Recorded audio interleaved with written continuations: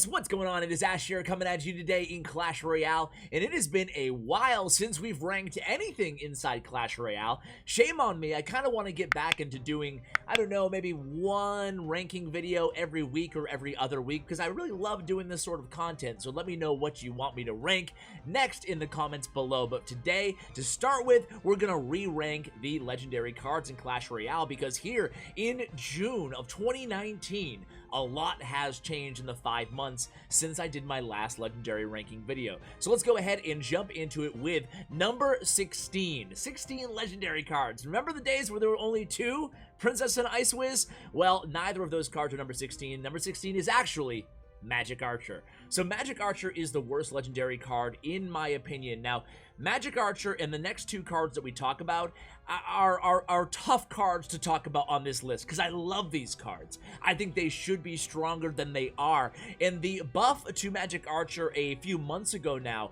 was a step in the right direction, but I never thought Magic Archer should be nerfed in to begin with, right? So I want to see that entire nerf undone. I want to see Magic Archer be great again. It's an awesome card. I do think it's a little bit on the higher skill cap side of Clash Royale, so I would like to see Magic Archer have his time in the sun again. Let him shine. He's not an awful card. In fact, none of these legendaries, in my opinion, are awful cards. There's a lot of worse cards in the game than any of these cards, but suffice it to say, I did include him as the worst on my list here today. Number 15 on the list is a card that has been top 3 in the past, and it is Royal Ghost. Royal Ghost still is a card for 3 elixir that provides a lot of versatility, a lot of utility in one card. Splash damage. He has invisibility, which is awesome, and he has a decent amount of HP, and he carries a pretty hefty punch with that sword of his. The thing is, I love the card. Magic Archer, Royal Ghost, really awesome and unique cards. We need more cards like these, but they have to be viable. And right now, unfortunately, Royal Ghost only really viable in that one P.E.K.K.A bridge spam deck. Of course, you can have success with him in other decks, and he's still an interesting and unique and a card that you can have success with.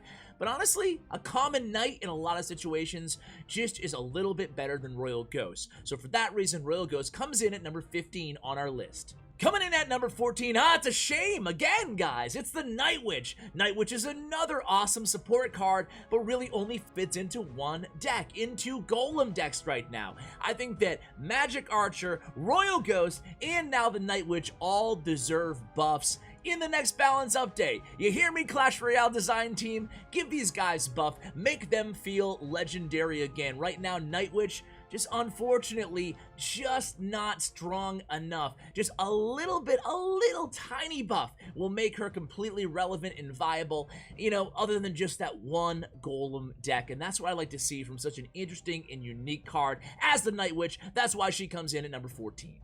Coming in at number 13 is the Mega Knight. So Mega Knight is a really good card in some situations, but he's very situational. And when you have a Mega Knight deck, you usually run a little bit weak, having a 7 elixir card that really doesn't do a lot of damage aside from his splash damage. Against Barbarians, you're looking great. Against the P.E.K.K.A or a Golem or a Giant deck, and with all the Princes right now in the meta, well, you're not looking so great. So I think that Mega Knight, again, probably might deserve a tiny buff right now. He's still a very versatile card. He's just not tier 1 inside the meta.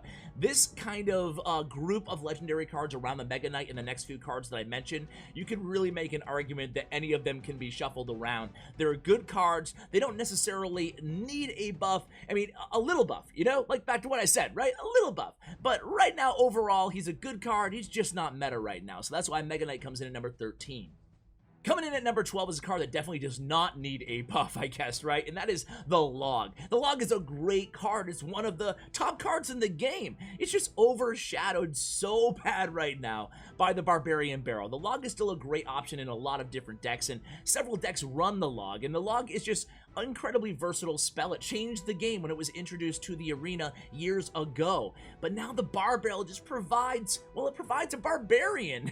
And sometimes you just don't need that tower damage that the Log provides. Although the Log does differentiate itself from the Bar Barrel in that tower damage, the Bar Barrel is just so much more versatile in that you have a tank, a Barbarian, encompassed in that 2 elixir cost. So because of the success and the prevalence right now of the bar barrel and the snowball, despite the nerfs to still be meta, well, they're kind of outshining and outboxing the log inside the meta. That's why the log comes in at number 12. Number 11 right now is going to be the Inferno Dragon, another great card, but just like the log and the bar barrel, well, we have the same experience with the Inferno Dragon and the Inferno Tower. Inferno Tower is just better right now than the Inferno Dragon. Inferno Dragon has been, I think, a top 5 card on previous lists, but right now we're seeing the lowest use and win rates of the Inferno Dragon that we've seen in a long time right now inside the game. Again, it can be a good card situationally. It is a good card. I don't necessarily think the Inferno Dragon needs a buff. I just think that right now the Inferno Tower is so strong and so popular inside the meta that, again, it is boxing out the Inferno Dragon. So the Inferno Dragon comes in at number 11 on the list. Number 10 on the list is our first real win condition, and that is the Graveyard. Some people think that the Graveyard is in an amazing spot right now. A lot of people think the Graveyard is in an awful spot right now. I guess it depends on who you are and how you feel about Graveyard. Me personally, I look at the win rates, I look at the use rates, and it's just average, and that's kind of why I rank it right in the middle of the legendary cards. You can have success with Graveyard decks. As a matter of fact, a few days ago I shared AZ at 7,700 trophies using a Graveyard Furnace P.E.K.K.A deck. So you can have success. There's other versions of Splash Yard going around right now in the meta. So if you're a Graveyard user, you are not in a hopeless situation. You're just not in as good a situation as some of the other legendary cards in the game right now. And being as how Poison still hard counters Graveyard, you almost have to have some sort of a poison bait mechanism in any Graveyard deck. So for those reasons, I'm going to include Graveyard as number 10 on my list. Coming in at number 9 is the Princess. Princess got a buff. Her shot projectiles actually move faster than they used to, and that was 2 months ago. Since then, we have seen Bait just a little bit more viable inside the meta. Bait was in a bad spot for a long time, and Princess, of course, is the Princess. I was going to say Queen, but she's not the Queen. She's the Princess, the daughter of the Queen inside Bait deck. So she's a really strong card. I would suggest you guys to upgrade your Princess. Try her out, even in Hog decks, even in Royal Giant decks. You can have success with the splash damage and the range of the Princess. She's great at getting chip damage at the bridge. She's just a really versatile card, even outside of just log bait, and with that movement speed, so she can clip those Spear Goblins as they come out of the Spear Goblin hut, or hit all the minions of a minion horde. Well, it just makes her a hair better. That's why she comes in at number 9 on our list today. Number 8 is going to be the Ram Rider. Ram Rider got a nerf. Her snare isn't as powerful as it once was. People have learned how to counter the Ram Rider a little bit better using those swarm units against her, basically allowing her snare not to totally immobilize just one troop. And for those reasons, she's fallen a little bit. She was probably top 5 a couple months ago. She was in a lot of bridge spam decks. I still think she's really good personally, and I still think she's incredibly viable, especially when combined with the Snowball, which is the most popular card in the game along with Bar Barrel, right? So Snowball plus the Ram Rider is a lethal combination. Can take out basically any swarm card because of the alternating snare of the Ram Rider. I still like Ram Rider better than Battle Ram in a lot of bridge spam decks, even though I think the opinion is probably around 50-50 out there. I think Ram Rider is a great card, one of my favorite, most recent additions to the game here in 2019. That's why she comes in at number 8 on the list. Coming in at number 7 might surprise some of you guys, and that is the Ewiz, probably the lowest I've ranked Ewiz. And that's because partially of the Sparky buff, the range buff to Sparky. Now, Ewiz does not counter Sparky unless you wait till Sparky crosses the river, crosses the bridge, and then you plop that Ewiz right down on top of her. But now that she can outrange the Ewiz, and after the Musketeer buff a couple months ago, well, I think that Musketeer in a lot of decks is better than Ewiz, and I think that Ewiz cannot hard counter Sparky the way that he used to. So for those reasons, Ewiz has taken a little step down, at least in my mind. Ewiz still an incredible card. All these legendary cards from here on out are just really tier 1 awesome cards in the game, but Ewiz for those reasons fell down a little bit to number 7 on my list. Number 6 on the list is Ewiz's brother, the Icewiz, who is incredibly strong still inside the meta. For 3 elixir, you get one of the best defensive cards, and a card that synergizes with NATO almost better than any other card in the game. Icewiz is a really lethal card. We see him in all sorts of different decks, but usually again with that Tornado. Icewiz Tornado combo is one of the reasons that Icebow is so prevalent inside the meta, such a strong deck archetype. And again, that Icewiz NATO combo in a Hog deck, in a Royal Giant deck, which is really strong right now, and of course in Icebow. For all those reasons, and just the defensive versatility of a 3 elixir slowing, defensive, slow-moving card like that for a support card, I'm going to go ahead and rank him 6 on our list today. Icewiz, great card, still.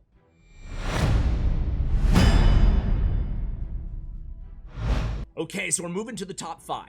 Number 5 on the list, for the first time maybe, is Sparky. Viva la Sparky. You're probably waiting for her. When is Sparky going to come up on my list? Sparky is viable again. On ladder, Sparky Giant. At tournament level standards, Sparky Goblin Giant. Granted, the decks are kind of niche that she's in, but those decks have incredible win rates. I'm talking top 3 in the game at tournament level standard, and even in CRL, we're seeing a ton of Sparky decks, especially CRL China, but even CRL West and CRL Asia, and even on ladder in Sparky bait decks or Sparky beatdown decks. Sparky is a force to be reckoned with, and a lot of that, again, comes from the nerf of the Ewiz and a less prevalent E-Drag meta out there. So less resets, even with the lightning, she's still okay. You can still have a lot of success. We're seeing her paired with other lightning bait cards such as Hunter and other cards like that, so you have to make the opponent choose where they're going to use their lightning. So I think that Sparky is probably in the best spot she's ever been inside the game right now. Do you guys agree?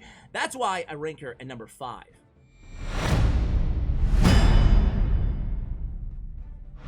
Number 4 on the list might surprise some of you guys, because number 4 is the number 1. Number 4 on my list is actually the number 1 win percentage out of every legendary card right now, and that is the Lava Hound. Lava Hound is meta again. Lava Loon is meta again. Lava Clone is still around. Lava Hound, one of the best win conditions for legendary cards, just one of the best win conditions overall inside the game right now. Lava Hound is just Lava Hound Lightning, Lava Hound Clone, like I said, Lava Hound Fireball. All of them are viable again. Lava Hound Barbarian. We're seeing different kind of sub-meta decks under the Lava Hound beatdown archetype. For those reasons, and just the numbers don't lie, right? The success rate of Lava Hound is crazy right now. So that is why I rank her as number 4 on our list.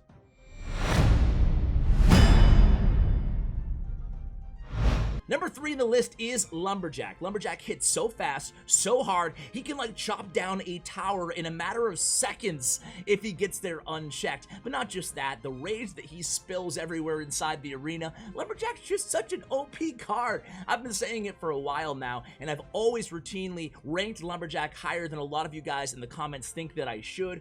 But just the Lumberjack Loon combo alone, it just really shows the power of the card. And then you put Lumberjack in a beatdown deck, whether it be a Giant or a Sparky or even a Royal Giant deck or a Golem deck, the king of all beatdown decks, you really see that rage and Lumberjack hard-hitting ability combined and see the sheer power that can result from those pushes. That's why Lumberjack comes in at number 3 on the list.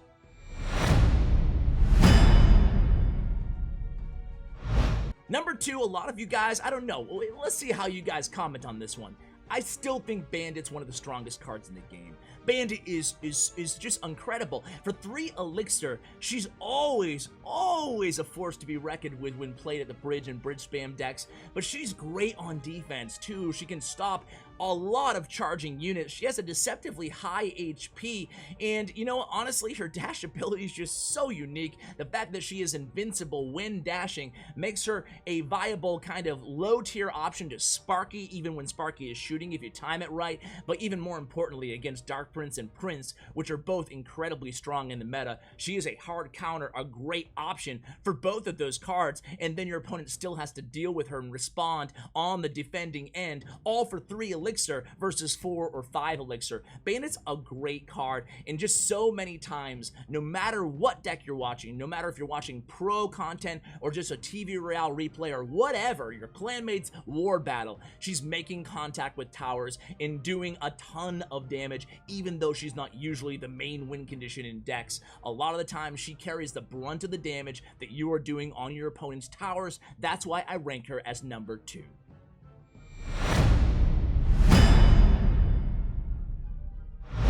And number 1 on the list, you guys guessed it, it's still Miner. Miner's just so strong. 3 elixir again, 3 elixir Bandit, 3 elixir Miner.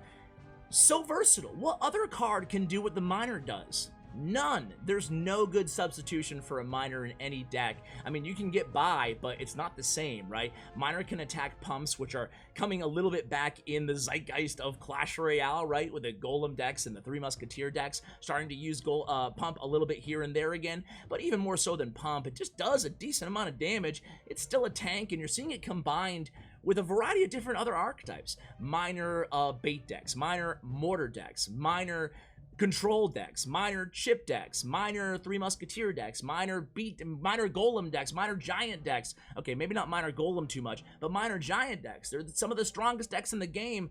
You look, and Miner's there. Miner is there, and Miner has a whole archetype to himself in Miner control, and Miner cycle, and Miner chip. So for those reasons, just the sheer versatility and the unique ability of the card being able to be deployed in the opponent's on the opponent's side of the arena, I have to rank him number 1. I'd be an idiot not to, at least in my opinion. So guys, what is your opinion? Do you agree or do you disagree with my legendary rankings? Let me know in the comments below, and a huge shout out to Clash Royale and to Bren Chong, my YouTube partners. Check out their information as well. Can't wait to read your comments on this one, guys. Thank you for watching, and as always, take care, guys.